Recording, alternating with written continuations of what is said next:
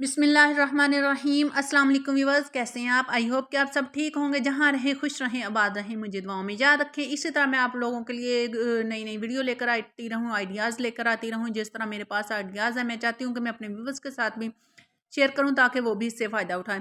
آج میں آپ لوگوں کو ساتھ میں کمپوز بنا کر اس کے اوپر ہم کس طرح سے اپنی فصل کو اگا سکتے ہیں یہ دیکھیں جی۔ میں نے لے لی ہے ایک بکٹ اور میں نے ایک پلاسٹک کا گٹو لے لیا ہے، اس کے ساتھ میں اپنی جو ٹوکری ہے اس کو کور کرنے والی ہوں۔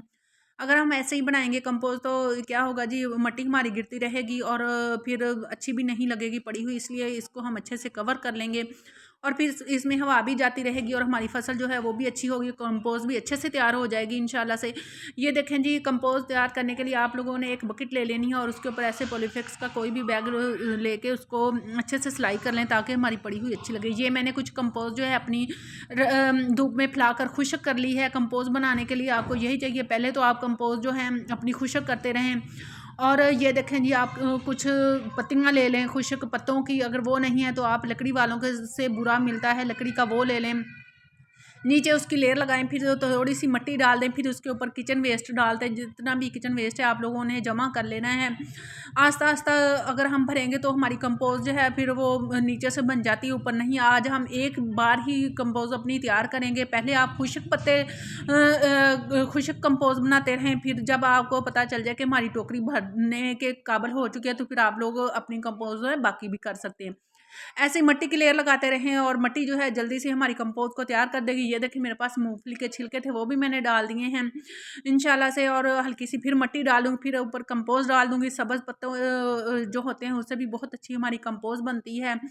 اس سے کیا ہوتا ہے کہ جو بھی ہمیں مائکرو ویوز جو بھی ہوتے ہیں وہ اچھے سے اپنے کام کرنا شروع کر دیتے ہیں۔ یہ ہماری کمپوز ایسی ہوگی کہ نہ اس سے کیڑے پیدا ہوں گے، نہ اس سے بدبو آئے گی۔ بعض وقت ایسا ہوتا ہے کہ ہم جب بھی کمپوز بناتے ہیں کیڑے ہوتے ہیں، بدبو آتی ہے۔ انڈے کے چھلکے ہیں آپ کے پاس، وہ بھی ڈال دیں، میں نے اس میں انڈے کے چھلکے ڈال دیے ہیں، لہسن کے چھلکے ڈال دیے ہیں۔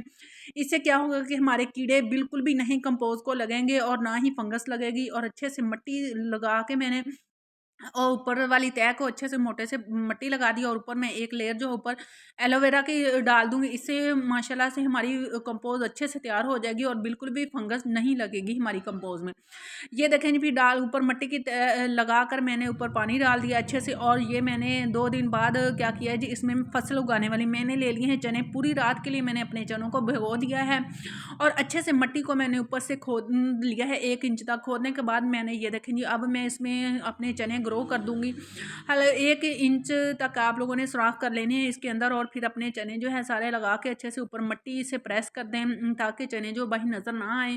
تو آپ لوگوں نے پھر لگانے کے بعد اس کے اوپر آپ لوگوں نے پانی دے دینا ہے۔ پانی جو ہے پہلے آپ لوگوں نے 3-4 دن آہستہ آہستہ شاور کی مدد سے پانی دیتے رہیں اسے، اور اچھے سے آپ لوگوں نے اس کو دھوپ جہاں ہوتی ہے وہاں رکھ دیں، اور آپ نے اس کو بارش سے بچانا ہے۔ اگر آپ بارش سے نہیں بچاؤ گے تو آپ کی کمپوز اچھے سے نہیں بنے گی، کیونکہ آج کل سیزن ہے بارش کا اور سردی میں ہم کمپوز بنا رہے ہیں۔